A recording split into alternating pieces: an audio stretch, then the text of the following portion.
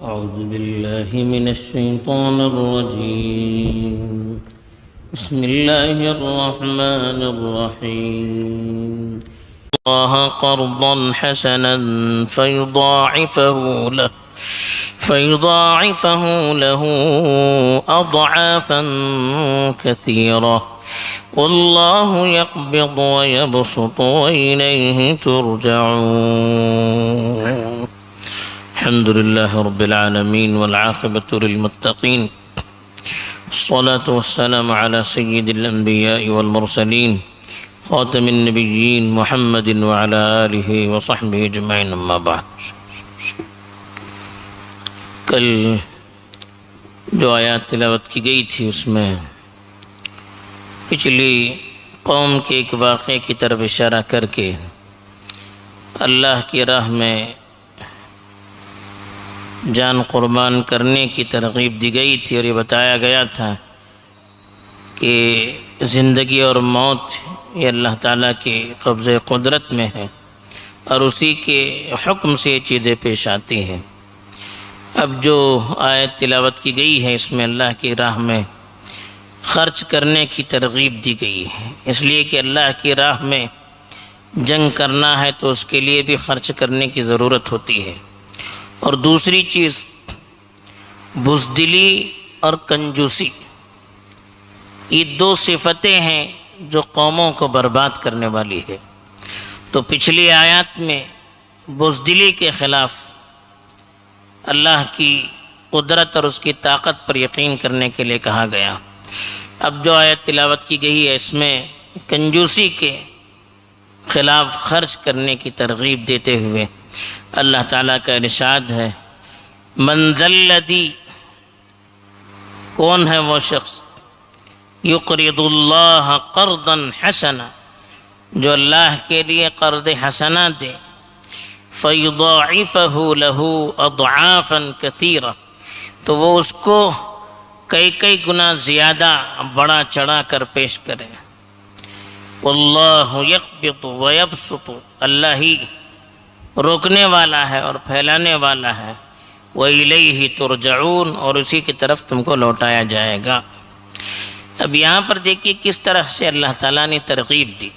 ایک تو پوچھا کون ہے وہ، یعنی اللہ کی راہ میں خرچ کرنے کے لیے اللہ تعالیٰ نے سوال کیا کہ کون ہے وہ خوش نصیب جو یقرض اللہ قرضا حسنا، اللہ کے لیے قرض حسنا دے.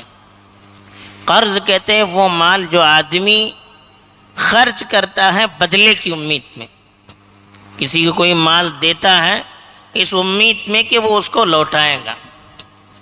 تو اللہ تعالیٰ نے اللہ کی راہ میں خرچ کرنے کو قرض سے تعبیر کیا.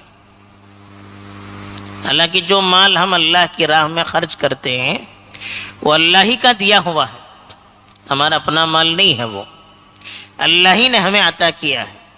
اب اس کو ہم اللہ کی راہ میں خرچ کرتے ہیں اپنے فائدے کے لیے، لیکن اللہ نے اس کو قرض سے تعبیر کیا کہ آپ خرچ کریں گے تو اللہ کا یہاں آپ کو بدلہ ملے گا، اللہ اس کے بدلے میں آپ کو ثواب دیں گے، اجر سے نوازیں گے.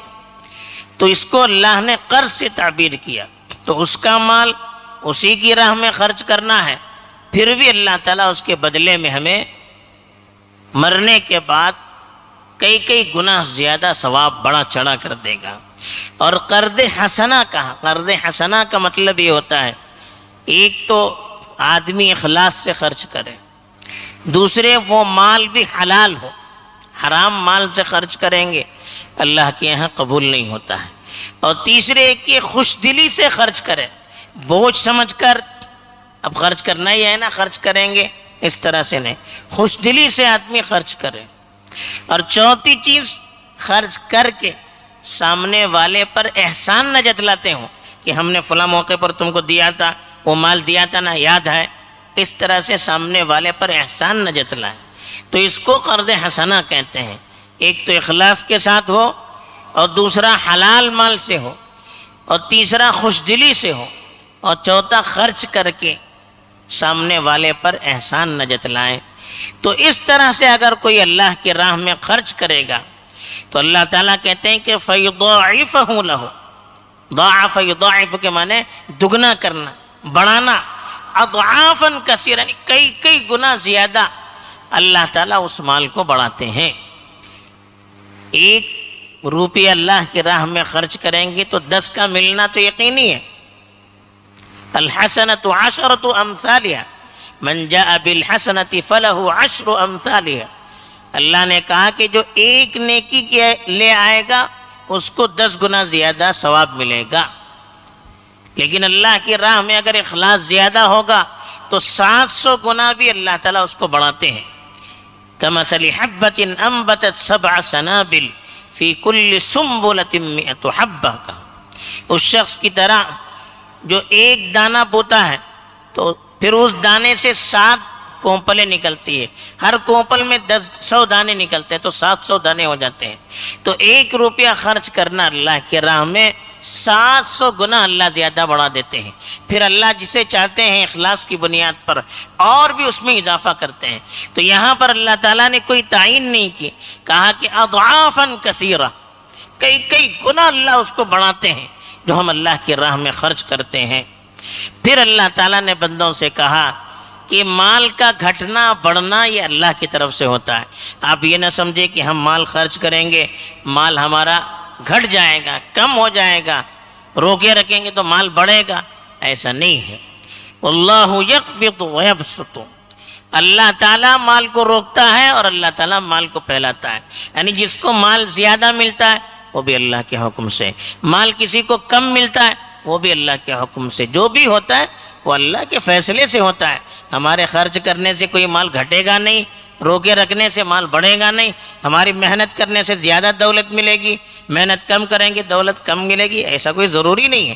بڑی ڈگری ہوگی تو زیادہ دولت کما سکیں گے، ڈگری اونچی نہیں ہوگی، اعلیٰ نہیں ہوگی، زیادہ نہیں کما سکتے، ایسا نہیں ہے۔ آپ دیکھتے ہیں کہ کسی کے پاس ڈگری نہیں ہوتی ہے وہ بلینر ہوتا ہے، اور بڑے ڈگری ہولڈر اس کے یہاں نوکری کرتے ہیں، ایسا ہوتا ہے۔ ایک آدمی کم محنت کرتا ہے زیادہ پیسے کماتا ہے، ایک آدمی زیادہ محنت کرتا ہے پیسے زیادہ ملتے نہیں۔ ساری چیزیں، پڑھا لکھا آدمی ہے کمائی نہیں ہے، ان پڑھ ہے بہت کما رہا ہے، چھوٹی دکان والا ہے بیپار بہت ہے، بڑی دکان والا ہے مکھیاں مار رہا ہے کچھ بھی بیپار نہیں ہے۔ ایسا ہوتا ہے، سب اللہ کی طرف سے ہوتا ہے۔ اس لیے کہا واللہ یقبض ویبسط، بسط کے معنی پھیلانا، قبض کے معنی روکنا۔ اللہ تعالیٰ ہی پھیلاتے ہیں اور روکتے ہیں، یعنی رزق کو بڑھاتے بھی ہیں اور گھٹاتے بھی ہیں، سب اللہ کی طرف سے ہوتا ہے۔ وَإِلَيْهِ تُرْجَعُونَ، اور دوبارہ لوٹا کر تمہیں اللہ ہی کے پاس جانا ہے۔ یعنی اگر آج ہم یہاں خرچ نہیں کریں گے کل اللہ کے پاس جانا ہے اور وہاں حساب دینا ہے، تو کس منہ سے ہم اللہ کے پاس جا سکیں گے جب اللہ کے حکموں پر ہم عمل نہیں کریں گے؟ تو بہرحال یہاں پر اللہ تعالیٰ نے مختلف اعتبار سے اس آیت کے اندر ترغیب دی کہ اللہ کی راہ میں خرچ کیا جائے۔ اب ماہ مبارک ہے، اس میں تو اور زیادہ فضیلت بڑھ جاتی ہے، تو اس لیے روزہ رکھ کر جس طرح سے نیکیاں کمانا ہے ایسے اللہ کی راہ میں ہم مال خرچ کریں گے، مستحقین کو دیں گے، تب بھی ہماری نیکیوں میں اللہ تعالیٰ اضافہ کریں گے۔ اللہ تعالیٰ ہمیں توفیق دے، آمین۔ وآخر دعوانا الحمد للہ رب العالمین۔